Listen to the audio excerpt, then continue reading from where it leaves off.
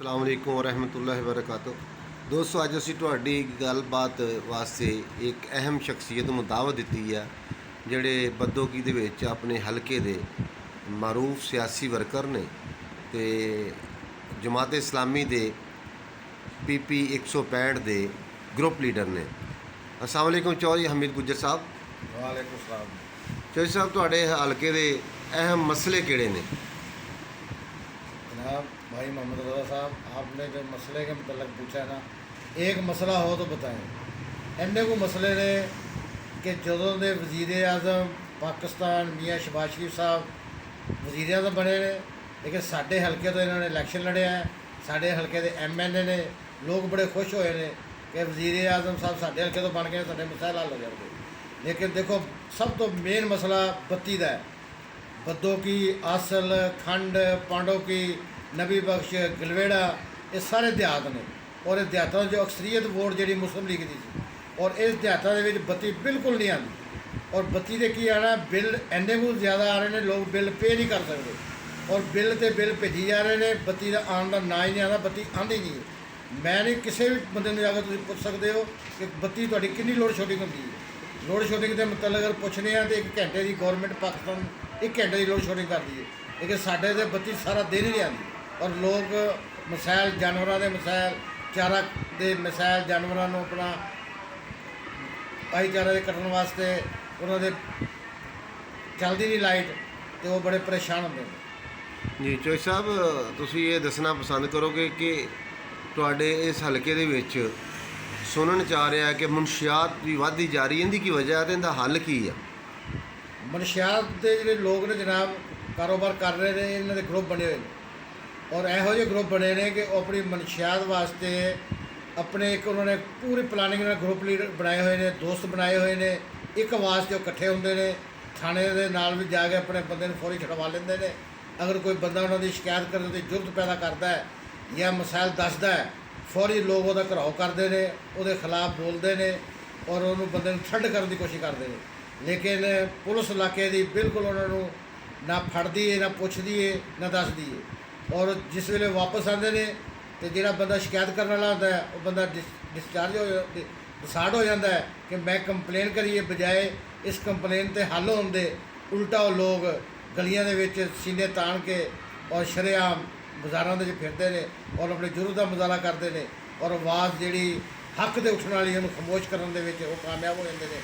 Police वाले कोई उन्होंने गल नहीं सुनने तैयार हो। चौधरी साहब, कान्हे दे विच क्योंकि कान्हा तकरीबन 84 पिंडां का मरकज़ है, तो पूरे इलाके के लोग इत्थे खरीददारी करन आउंदे ने। इत्थे अक्सर ट्रैफिक जाम रहिंदी है कि तुसीं देखिआ कि मेन फिरोजपुर रोड जिन्होंने मॉडल रोड कहा गया वो बनी है, उहदे च सर्विस रोड मुकम्मल नहीं, एक मार्केट बनी है, मार्केट भी आवाम नूं नहीं मिली।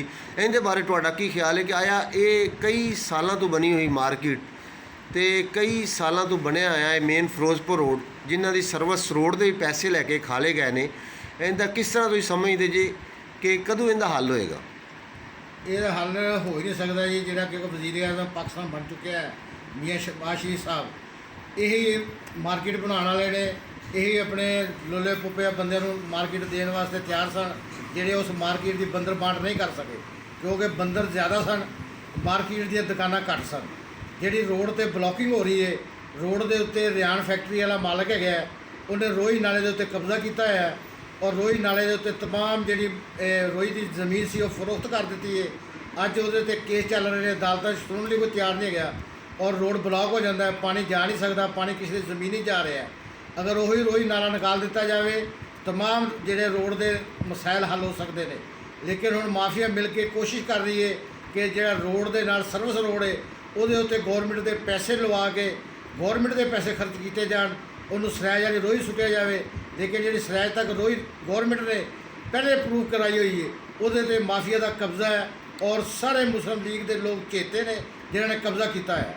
जिहदे जो रियान फैक्ट्री वाले ने, अगे कर्नल ने, जनरल ने, जिन्होंने कब्जा किया है, वो फैक्ट्रिया के मालक ने, और वो रोही नहीं निकलन दे रहे, जिहदे पानी के निकास के मसले नाल रोही के फिरोजपुर रोड के उत्ते मसाइल पैदा होंगे। जी चौधरी साहब, ये मेन फिरोजपुर रोड के इर्द गिर्द जोड़े ਆਲਰੇਡੀ ਸੜਕ ਬਣ ਚੁੱਕੀ ਹੈ, ਉਹਦੇ ਸਰਵਿਸ ਰੋਡ ਦਾ ਕੀ ਮਸਲਾ, ਉਹ ਕਿਉਂ ਨਹੀਂ ਮੁਕੰਮਲ ਹੋ ਰਿਹਾ? ਸਰਵਿਸ ਰੋਡ ਦਾ ਮਸਲਾ ਜਿਹੜਾ ਬਣ ਚੁੱਕੀ ਹੈ ਇਸ ਕਰਕੇ ਕਲੀਅਰ ਨਹੀਂ ਹੋ ਰਿਹਾ ਕਿ ਪਾਣੀ ਦਾ ਨਿਕਾਸ ਤੁਹਾਨੂੰ ਦੱਸਿਆ ਜਿਹੜਾ ਪਹਿਲੇ ਕਿ ਸੇਮ ਨਾਲੇ ਦਾ ਹੈ, ਸੇਮ ਨਾਲਾ ਬੰਦ ਹੈ, ਉੱਥੇ ਕਬਜ਼ਾ ਮਾਫੀਆ ਹੈ। ਦੂਸਰਾ ਰੇਹੜੀਆਂ ਵਾਲੇ ਰੋਡਾਂ ਦੇ ਖਲੋਤੇ ਨੇ ਔਰ ਇੱਕ ਦਿਨ ਚੁੱਕਦੇ ਨੇ, ਦੂਸਰੇ ਦਿਨ ਸਿਫਾਰਿਸ਼ਾਂ ਆਉਂਦੀਆਂ ਨੇ, ਫਿਰ ਰੇਹੜੀਆਂ ਉੱਥੇ ਦੇ ਉੱਥੇ ਆ ਜਾਂਦੀਆਂ ਨੇ। ਇਹ ਜਿਹੜੀਆਂ ਦੁਕਾਨਾਂ ਬੰਦ ਨੇ ਕਾਨੇ ਦੇ ਵਿੱਚ ਬਣਾਈਆਂ ਗਈਆਂ, ਗੌਰਮੈਂਟ ਨੇ ਪੈਸਾ ਲਾਇਆ, ਇਹ ਕਿਉਂ ਨਹੀਂ ਉਹਨਾਂ ਨੂੰ ਰੇਹੜੀਆਂ ਵਾਲਿਆਂ ਨੂੰ ਦੁਕਾਨਾਂ ਦਿੰਦੇ? ਉਹ ਰੇਹੜੀਆਂ ਵਾਲਿਆਂ ਨੂੰ ਦੁਕਾਨਾਂ ਦੇ ਦੇਣ ਤਾਂ ਕਿ ਰੋਡ ਦੇ ਜਿਹੜੇ ਮਸਲੇ ਹੱਲ ਹੋ ਜਾਣ। ਉਹ ਦੁਕਾਨਾਂ ਜਿਹੜੇ ਆਪਣੀਆਂ ਰੇਹੜੀਆਂ 'ਤੇ ਜਾ ਕੇ ਬਜਾਏ ਉੱਥੇ ਦੁਕਾਨਾਂ ਫੂਕ ਦੀਆਂ ਲਾਉਣ ਜਿਹੜੀਆਂ ਬੰਦ ਪਈਆਂ ਨੇ, ਬਿਲਕੁਲ ਉਹਨਾਂ ਦੇ ਤਾਲੇ ਲੱਗੇ ਹੋਏ ਨੇ ਔਰ ਉਹ ਬੰਦਰਬਾਨ ਜਿਹੜੀ ਅੱਜ ਨਹੀਂ ਹੋ ਰਹੀ, ਉਹ ਗੌਰਮੈਂਟ ਨੂੰ ਕਰਨੀ ਚਾਹੀਦੀ। ਵਜ਼ੀਰ ਆਜ਼ਮ ਖੁਦ ਅੱਜ ਉਹਨੂੰ ਬਣ ਦੇਣ, ਕਿਉਂ ਨਹੀਂ ਬਣਦੇ? ਆਪਣੇ ਚੇਤੇ ਨੂੰ ਦੇ ਦੇਣ, ਕਮ ਸੇ ਕਮ ਰੋਡ ਦੇ ਉੱਤੇ ਜਿਹੜੇ ਮਸਲੇ ਉਹ 'ਤੇ ਹੱਲ ਹੋ ਜਾਣ। ਚੋਈ ਸਾਹਿਬ, ਮੇਨ ਫਿਰੋਜ਼ਪੁਰ ਰੋਡ ਤੇ ਅਕਸਰ ਰੇਹੜੀਆਂ ਲੱਗੀਆਂ ਨਜ਼ਰ ਆਉਂਦੀਆਂ, ਉਹਦੀ ਕੀ ਵਜ੍ਹਾ ਹੈ? ਮੇਨ ਫਿਰੋਜ਼ਪੁਰ ਇੱਕ ਟ੍ਰੈਫਿਕ ਸੁੱਤੀ ਹੋਈ ਹੈ ਕਿ ਟ੍ਰੈਫਿਕ ਵਾਲਿਆਂ ਨਾਲ ਮਿਲ ਕੇ ਜਾਂ ਪੁਲਿਸ ਵਾਲਿਆਂ ਦੀ ਮਿਲੀ ਭਗਤ ਨਾਲ ਇਹ ਟ੍ਰੈਫਿਕ ਬਲਾਕ ਕਰਨ ਵਾਸਤੇ ਰੇਹੜੀਆਂ ਲੱਗਦੀਆਂ? ਇਹਦੇ ਬਾਰੇ ਤੁਸੀਂ ਕਹੋਗੇ? ਲੰਗਰ ਲੱਗਿਆ ਨਜ਼ਰ ਆਉਂਦਾ ਹੈ ਕਿ ਅੱਜ ਰੇਹੜੀਆਂ ਚੁੱਕਣ ਵਾਲੀ ਕਾਰਪੋਰੇਸ਼ਨ ਵਾਲੇ ਆ ਗਏ ਰੇਹੜੀ, ਉਹ 4-5 ਰੇਹੜੀਆਂ ਚੁੱਕਦੇ ਨੇ, ਕਾਰਪੋਰੇਸ਼ਨ ਵਾਲੇ ਲੈ ਜਾਂਦੇ ਨੇ, ਦੂਸਰੇ ਉਹਨਾਂ ਕੋਲੋਂ ਪੱਤਾ ਲੈਂਦੇ ਨੇ, ਉਹ ਰੇਹੜੀਆਂ ਵਾਪਸ ਛੱਡ ਦਿੰਦੇ ਨੇ, ਉਸੇ ਟਿਕਾਣੇ 'ਤੇ ਆ ਕੇ ਰੇਹੜੀਆਂ ਲੱਗ ਜਾਂਦੀਆਂ। ਇਹ ਕਾਨੂੰਨ ਨਹੀਂ ਹੈਗਾ ਵੀ ਰੇਹੜੀ ਇੱਕ ਚੁੱਕ ਲਈ ਉਹਦਾ ਜੁਰਮਾਨਾ ਹੋ ਗਿਆ, ਜਿਸ ਜਗ੍ਹਾ ਤੋਂ ਚੁੱਕਿਆ ਹੈ ਉੱਥੇ ਅਗਰ ਉਹਦਾ ਜੁਰਮਾਨਾ ਹੋਇਆ ਹੈ ਉਹ ਦੁਬਾਰਾ ਉੱਥੇ ਕਿਉਂ ਲੱਗਦੀ? ਸਾਫ਼ ਜ਼ਾਹਿਰ ਹੈ ਕਿ ਮਾਫੀਆ ਮਿਲੀ ਹੈ, ਸਾਰੇ ਲੋਕ ਮਿਲੇ ਨੇ, ਰਿਸ਼ਵਤਾਂ ਖਾ ਰਹੇ ਨੇ, ਰਿਸ਼ਵਤਾਂ ਦਾ ਬਾਜ਼ਾਰ ਗਰਮ ਹੈ ਔਰ ਇਹ ਲੋਕ ਆਪਣੇ ਕਾਰੋਬਾਰ ਦੇ ਵਿੱਚ ਮਗਨ ਨੇ, ਤਨਖਾਹਾਂ ਵੱਖਰੀਆਂ ਲੈਂਦੇ ਨੇ ਔਰ ਰੇਹੜੀਆਂ ਵਾਲਿਆਂ ਕੋਲੋਂ ਪੱਤਾ ਵੱਖਰਾ ਲੈਂਦੇ ਨੇ ਔਰ ਇੱਕ ਬੰਦਾ ਨਹੀਂ ਲੈਂਦਾ, ਇਹ ਤੋੜ ਵਜ਼ੀਰ ਆਜ਼ਮ ਤੱਕ ਪੱਤਾ ਜਾਂਦਾ। ਅੱਛਾ, ਤੁਸੀਂ ਕੀ ਸਮਝਦੇ ਜੀ ਕਿ ਜਿੰਨਾ ਵੀ ਮਾਫੀਆ ਥੱਲੋਂ ਰਿਕਵਰੀ ਕਰਦਾ ਹੈ, ਜਿਹੜਾ ਕਿ ਲੁੱਟ ਦਾ ਪੈਸਾ ਹੁੰਦਾ ਜਾਂ ਗਰੀਬ ਲੋਕਾਂ ਦਾ ਖੂਨ ਚੂਸਿਆ ਜਾਂਦਾ, ਅਗਰ ਪੁਲਿਸ ਜਾਂ ਦੂਸਰੇ ਮਹਿਕਮੇ ਲੈ ਕੇ ਤਾਂ ਵਜ਼ੀਰ ਆਜ਼ਮ ਪਾਕਿਸਤਾਨ ਤੱਕ ਜਾਂਦੇ ਨੇ? ਕਿਹਾ ਵਜ਼ੀਰ ਆਜ਼ਮ ਪਾਕਿਸਤਾਨ, ਤੇ ਇਹ ਤੁਸੀਂ ਸੋਚ ਰਹੇ ਕਿ ਤੁਸੀਂ ਬੜਾ ਵੱਡਾ ਇਲਜ਼ਾਮ ਲਾ ਰਹੇ ਜੇ? ਨਹੀਂ ਜੀ, ਮੈਂ ਵਜ਼ੀਰ ਆਜ਼ਮ 'ਤੇ ਇਲਜ਼ਾਮ ਨਹੀਂ ਲਾ ਰਿਹਾ, ਮੈਂ ਸਹੀ ਗੱਲ ਕਹਿ ਰਿਹਾ। ਵਜ਼ੀਰ ਆਜ਼ਮ ਸਾਹਿਬ ਦਰਖਾਸਤਾਂ ਗਈਆਂ, ਵਜ਼ੀਰ ਆਜ਼ਮ ਨੂੰ ਲੋਕ ਤਲਾਵਾਂ ਦਿੰਦੇ ਨੇ, ਲੇਕਿਨ ਵਜ਼ੀਰ ਆਜ਼ਮ ਤਾਂ ਸੁੱਤੇ ਪਏ ਨੇ, ਉਹਨਾਂ ਨੂੰ ਤਾਂ ਇਸ ਚੀਜ਼ ਦੀ ਗੌਰ ਹੀ ਨਹੀਂ ਹੈਗੀ ਕਿ ਲੋਕਾਂ ਦੇ ਇਹ ਵੀ ਮਸਾਇਲ ਹੈਗੇ ਨੇ। ਉਹਨਾਂ ਨੂੰ ਤਾਂ ਆਪਣੇ ਮਸਾਇਲ ਤੱਕ ਗਰਜ਼ ਹੈਗੀ ਕਿ ਸਿਰਫ ਸਾਡੀ ਹਕੂਮਤ ਬਣਾ ਜਾਵੇ, ਸਾਡੀ ਹਕੂਮਤ ਕਿਸੇ ਤਰ੍ਹਾਂ ਨਾਲ ਚੱਲਦੀ ਰਹੇ, ਸਾਡੀ ਹਕੂਮਤ ਬਣੀ ਰਹੇ, ਸਾਨੂੰ ਕੋਈ ਛੇੜੇ ਨਾ। ਮੈਂ ਕਹਿੰਦਾ ਇਮਰਾਨ ਖਾਨ ਸਾਹਿਬ ਦੇ ਮਤਲਬ ਜਿਸ ਤਰ੍ਹਾਂ ਲੋਕ ਜੱਸੇ ਜਾ ਰਹੇ ਨੇ, ਆਵਾਮ ਉਧਰ ਰੁਖ ਕਰ ਚੁੱਕੀ ਹੋਈ ਹੈ, ਇਸੇ ਤਰ੍ਹਾਂ ਆਵਾਮ ਨੇ ਇੱਕ ਦਿਨ ਰੁਖ ਕਰਨਾ ਹੈ। ਵਜ਼ੀਰ ਆਜ਼ਮ ਸਾਹਿਬ ਦਾ ਤਖਤਾ ਸ਼ਬਾਸ਼ੀ ਸਾਹਿਬ ਦਾ ਉਲਟ ਕਰਕੇ ਤੇ ਲੋਕੀ ਦਮ ਲੈਣਗੇ, ਫਿਰ ਇਹ ਅਕਲ ਟਿਕਾਣੇ ਆਏਗੀ ਵਜ਼ੀਰ ਆਜ਼ਮ ਸਾਹਿਬ। ਚੋਈ ਸਾਹਿਬ, ਇਹ ਮਹਿੰਗਾਈ ਦੇ ਬਾਰੇ ਲੋਕ ਸੁਣਨ ਚ ਆ ਰਿਹਾ ਕਿ ਜ਼ੇਵਰ ਵੇਚ ਕੇ ਬਿੱਲ ਜਮ੍ਹਾਂ ਕਰਾ ਰਹੇ ਨੇ। ਆਇਆ ਇੰਨੀ ਮਹਿੰਗਾਈ ਕਿਉਂ ਹੋ ਰਹੀ ਹੈ ਤੇ ਇਹਦਾ ਖਾਤਮਾ ਕਿਸ ਤਰ੍ਹਾਂ ਹੋਏਗਾ? ਇਹਦਾ ਖਾਤਮਾ ਵਜ਼ੀਰ ਆਜ਼ਮ ਸਾਹਿਬ ਨੇ ਕਰਨਾ ਹੈ। ਵਜ਼ੀਰ ਆਜ਼ਮ ਸਾਹਿਬ ਇਹ ਮਸਾਇਲ ਜਿਹੜੇ ਪੈਦਾ ਹੋ ਰਹੇ ਨੇ, ਅਗਰ ਇਹ ਮਸਾਇਲਾਂ ਦਾ ਹੱਲ ਕਰਨਗੇ, ਲੋਕਾਂ ਨੂੰ ਰਿਲੀਫ ਦੇਣਗੇ, ਲੋਕਾਂ ਦੀਆਂ ਤਨਖਾਹਾਂ 'ਚ ਇਜ਼ਾਫਾ ਕੋਈ ਨਹੀਂ ਹੈ, ਹਰ ਚੀਜ਼ 'ਤੇ ਇਜ਼ਾਫਾ ਹੋ ਗਿਆ ਹੈ, ਹਰ ਚੀਜ਼ ਜਿਹੜੀ ਮਹਿੰਗੀ ਹੋ ਗਈ ਹੈ। ਪਿਆਜ਼ ਮਹਿੰਗਾ ਹੋ ਗਿਆ ਹੈ, ਟਮਾਟਰ ਮਹਿੰਗੇ ਹੋ ਗਏ, ਆਲੂ ਮਹਿੰਗੇ ਹੋ ਗਏ, ਹੋਰ तमाम ਚੀਜ਼ਾਂ ਮਹਿੰਗੀਆਂ ਕਰ ਦਿੱਤੀਆਂ ਗਈਆਂ ਨੇ। ਚੀਨੀ ਮਹਿੰਗੀ ਕਰ ਦਿਆਂਗੇ, ਆਟਾ ਸਸਤਾ ਕਰ ਦਿਆਂਗੇ, ਆਟਾ ਮਹਿੰਗਾ ਹੋ ਗਿਆ ਹੈ।